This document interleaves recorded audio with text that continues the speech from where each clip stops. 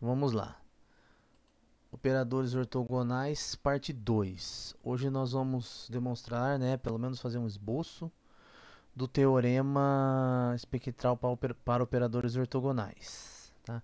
Então, antes de enunciar o teorema, a gente precisa fazer algumas considerações, que é a seguinte: nós estamos então numa situação onde T de U em U é um operador ortogonal, e o nosso contexto é que U é um espaço vetorial de dimensão finita com produto interno.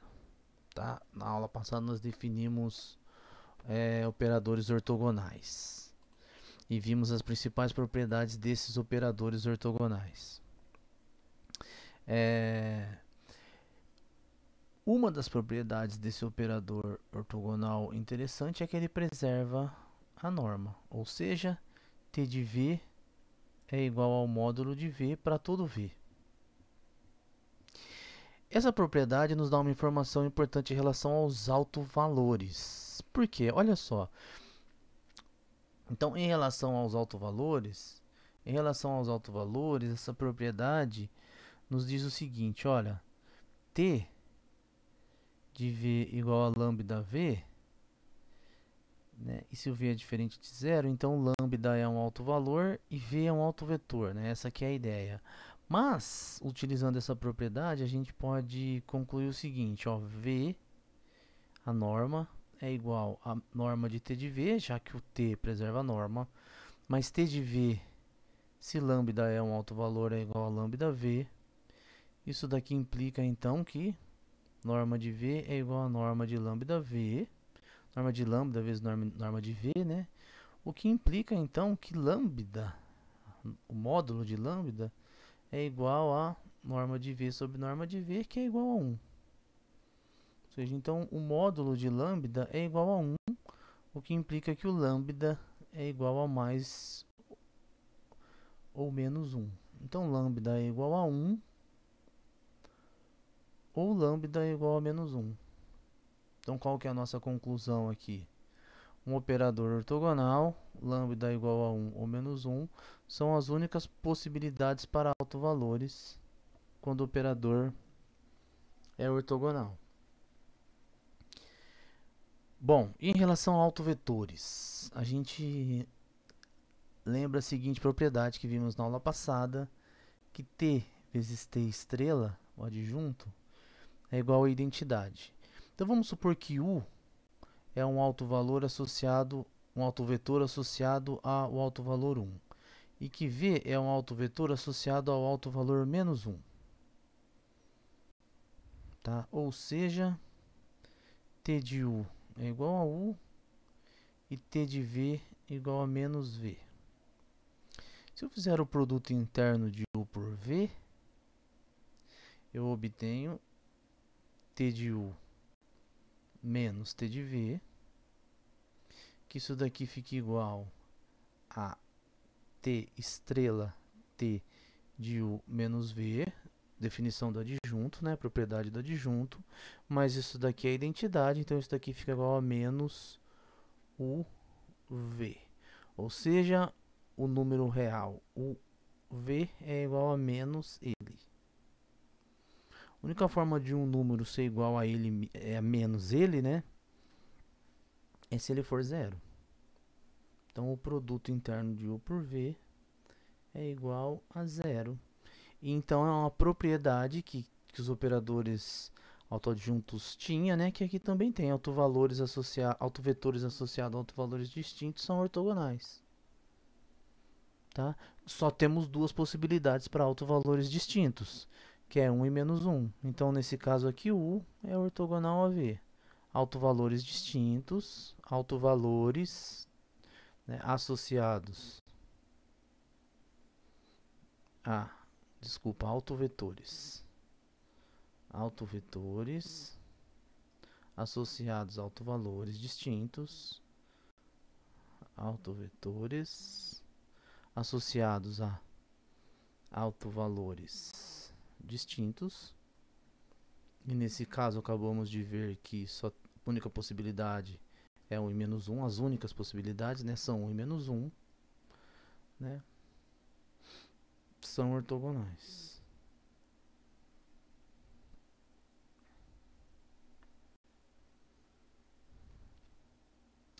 Uma outra propriedade interessante dos operadores ortogonais é a seguinte, que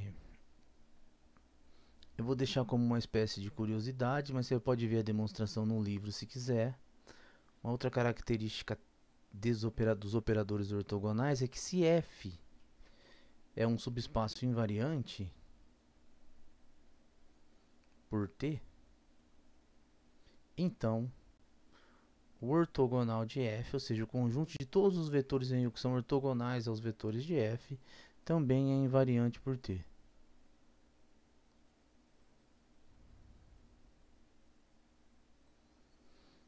Isso daqui eu vou deixar como exercício barra curiosidade, né?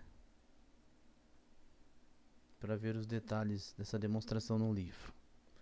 Uma outra questão importante, agora eu vou deixar os detalhes como exercício, que se a dimensão de U é 2, ou seja, U é um espaço isomorfo ao R2, então esse daqui eu vou deixar os detalhes como exercício. São coisas que vocês já aprenderam tranquilo para fazer, né? Pega uma base canônica e o espaço associado ao alto valor e vai fazendo o alto espaço e você consegue provar o seguinte, que temos 4 possibilidades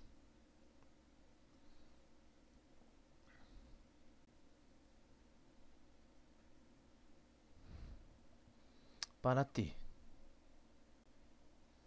Quanto aos autovalores, né?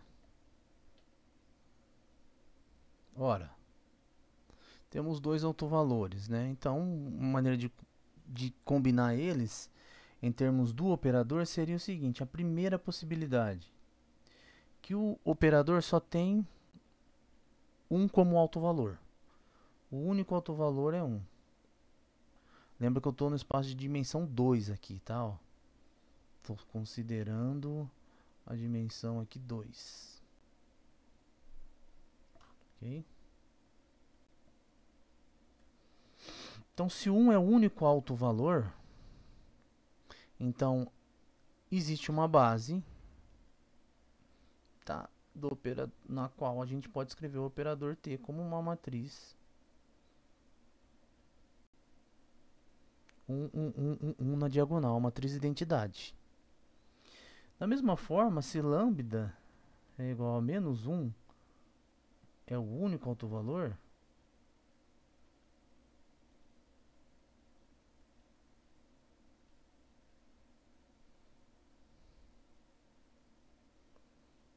então existe uma base na qual podemos escrever T como menos a identidade, né? Menos 1, uma matriz diagonal onde aparece menos 1 na diagonal. Bom, se terceira possibilidade, lambda igual a 1 e lambda igual a menos 1 são os autovalores. E aí, né, é uma combinação de... Desculpe, né, eu estou em dimensão 2, então é uma matrizinha 2 por 2, né? E não, deixa eu arrumar aqui. Uma matriz 2 por 2, né?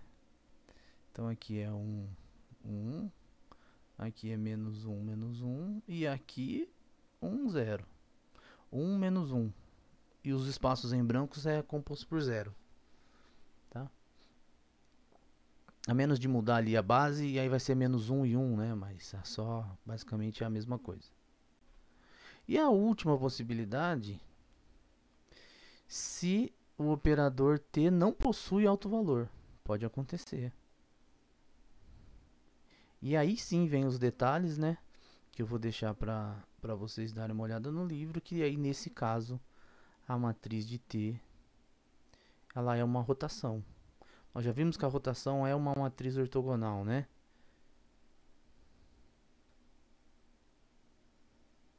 Para algum θ, eu posso escrever a matriz dessa forma. Tá? Então, numa base ortonormal, eu posso escrever os operadores dessa forma segundo os autovalores.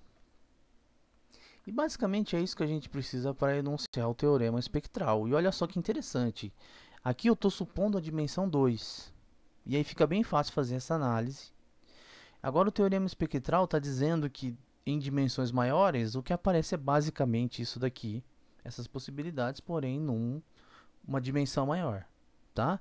Então se T é um operador ortogonal, U é um espaço de dimensão finita com produto interno, então existe uma base ortonormal, tá? De U,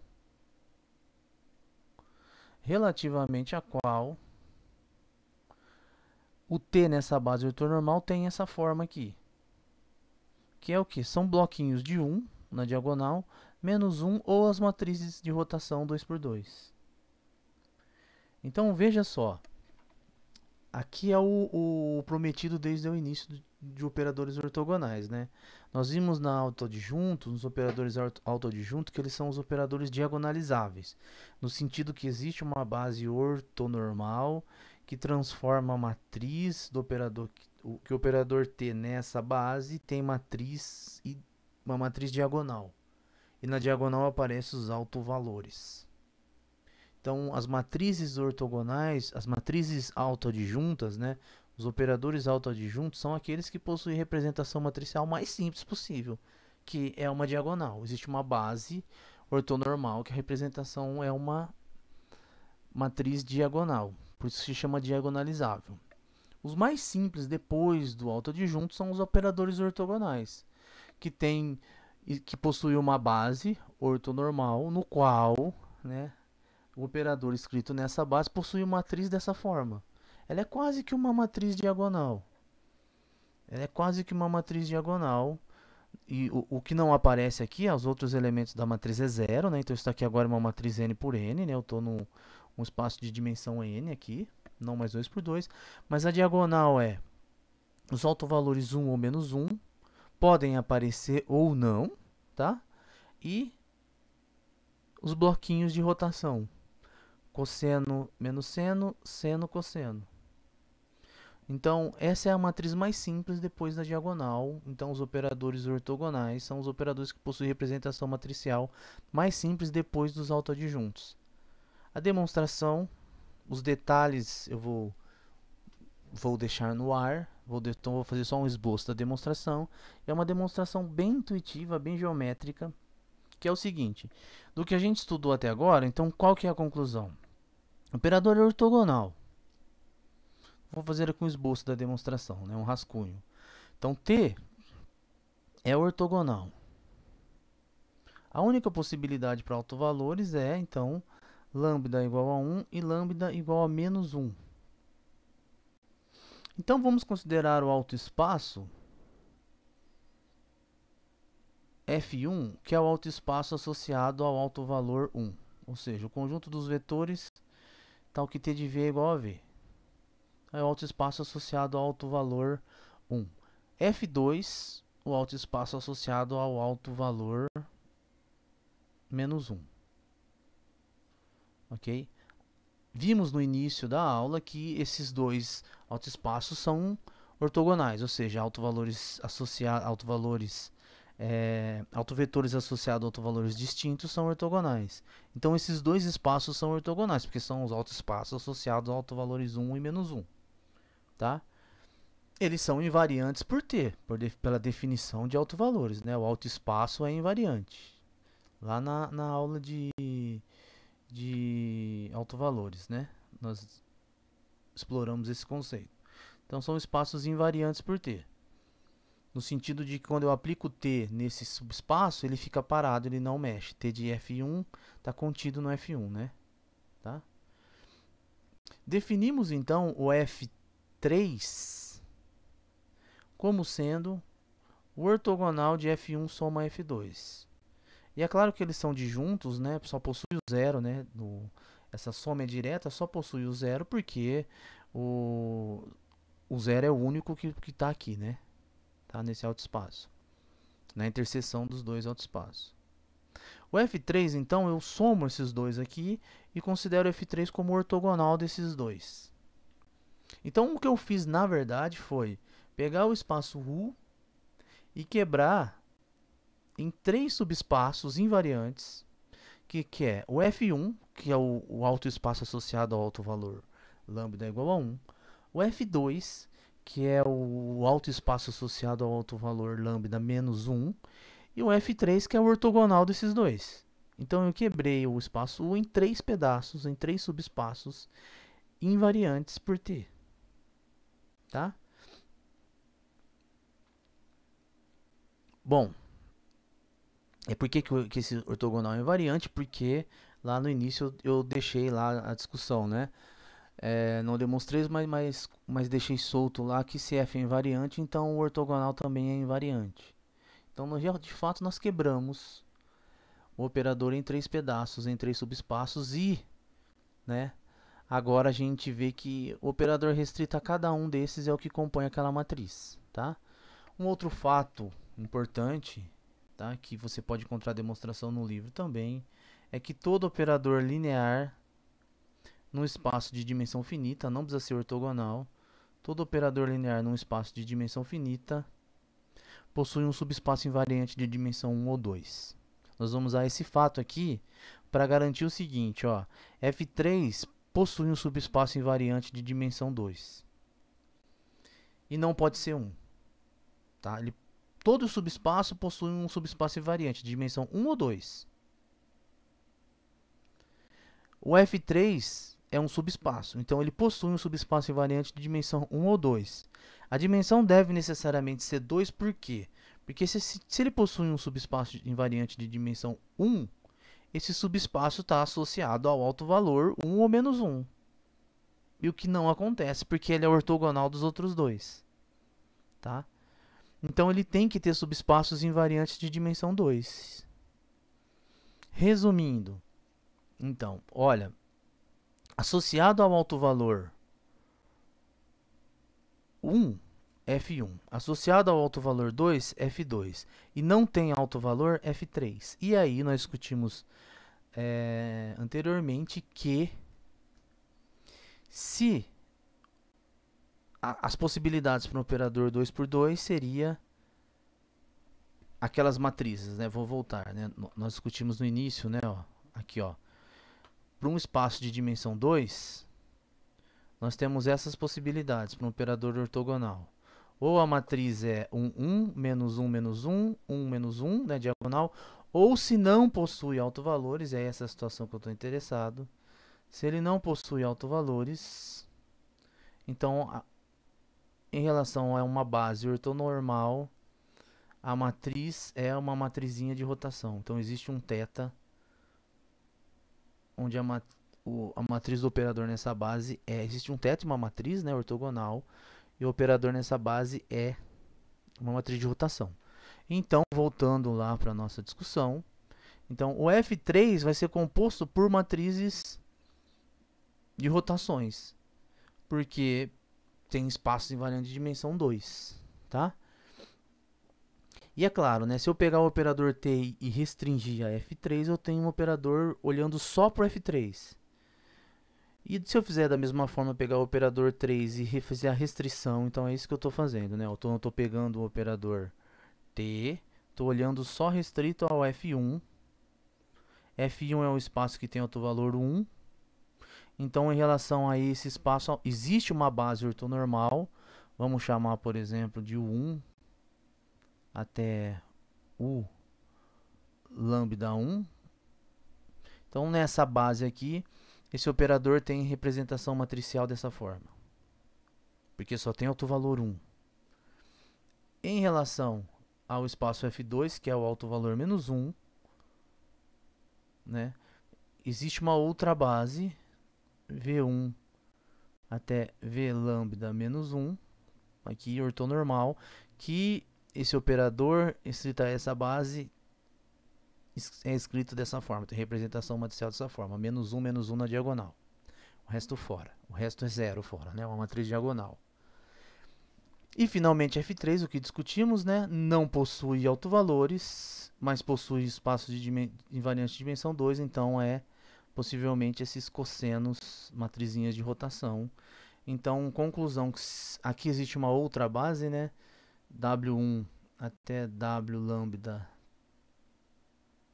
vou colocar lambda barra, mal base ortonormal, que o operador T nessa base tem essa representação matricial. Então, se eu somar todas essas bases aqui, no sentido que eu formo a base 1 até o lambda 1, V1 até V lambda menos 1, W1 até W lambda barra. Então, juntei todas as bases. Isso daqui vai dar uma base para o espaço todo U. E em relação a essa base, tá? O operador ortogonal tem essa forma espectral, compostas por 1, menos 1 e matrizinhas de rotação 2 por 2 na diagonal. O resto fora. Então esse é o teorema espectral para operadores ortogonais. É claro que isso é um esboço da demonstração, mas esse esboço é mais uma discussão geométrica, né? Quando nós começamos a estudar lá atrás espaços, subespaços invariantes, eu comentei que era isso que a gente queria fazer. Você pode voltar lá na aula de subespaços invariantes e você vai... Agora o que eu falei lá pode fazer mais sentido ainda, né? Ou seja, eu disse na ocasião que nós estávamos interessados em considerar subespaços invariantes, pegar um operador que a princípio age num espaço de dimensão n, olhar esse operador em subespaços invariantes de maneira que esse operador fica mais simples nesses subespaços. E é isso que aconteceu nesse teorema. Pegamos um operador, quebramos o espaço todo em espaços menores, subespaços menores, e o operador em cada subespaço tem uma representação matricial bem facinha, bem simples de entender. E aí a gente junta tudo isso numa base apropriada, que é a base de cada pedacinho, e entende o operador no espaço todo. Então essa é a grande utilidade de se estudar autovalores, autovetores, subespaços invariantes. Ok? Bom, exemplos. Bom, a gente viu que a matriz de rotação no espaço, no plano, era uma matriz ortogonal. E uma rotação de um ângulo θ em torno do eixo Z no R3 também é uma matriz ortogonal, ou seja, forma um operador ortogonal. Então, esse operador aqui, dado por essa expressão,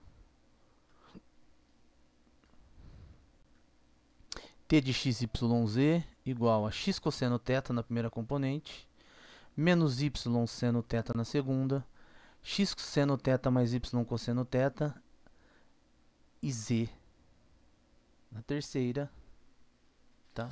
Deixa eu arrumar isso.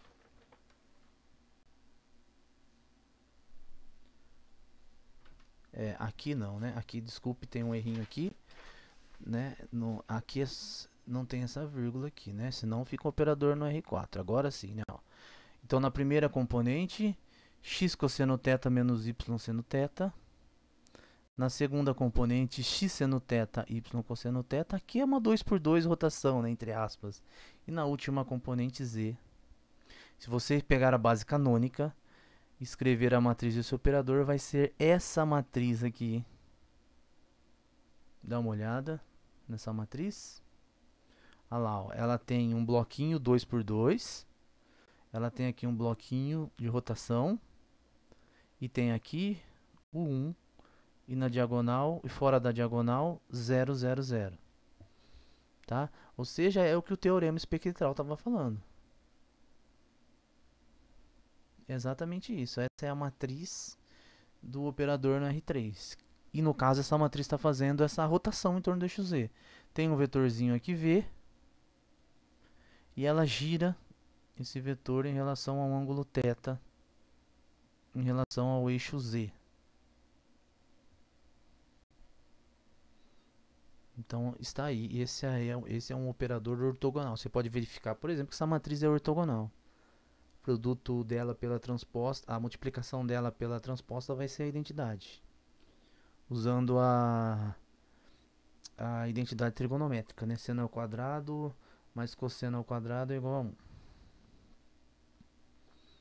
E se a gente misturar, né, um autoadjunto com um ortogonal? Os dois tipos mais simples possíveis, né, de operador. Bom, então T de U em U, nós vamos ver que se isso acontecer, tem a propriedade de que T vezes T é igual à identidade. Esse vezes aqui é de composta, tá? De operador. Ora, ortogonal significa que T vezes adjunto é a identidade. Autoadjunto significa que T é igual a autoadjunto. Então pronto, T vezes essas duas condições implica que T vezes T, T composto com T é igual a identidade. É o que a gente chama de involução. E, nesse caso, não temos a matriz de rotação. Então existe uma base ortogonal onde essa involução é dada por 1, menos 1, menos 1, menos 1 na diagonal. Tá? Então ficou mais simples ainda, né?